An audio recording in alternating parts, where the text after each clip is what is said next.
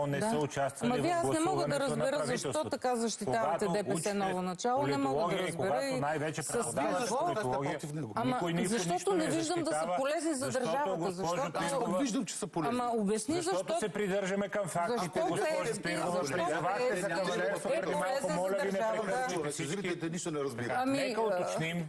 Много добре разбира. Много обича да признава за кавалерство, но при нея... Борисов показа, че в момента е слаб, дано не ослабне и повече. Показва, че е слаб. Да, Как точно?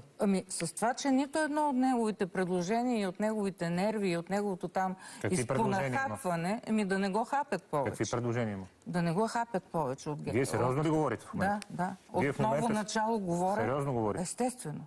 Борисов имал предложение да не го хапят повече, то не се е приел. повече от ново начало, да. А вие на студенти преподавате, нали така беше? Да. Браво. И ще продължа да преподавам. Съжалявам за хората. Така че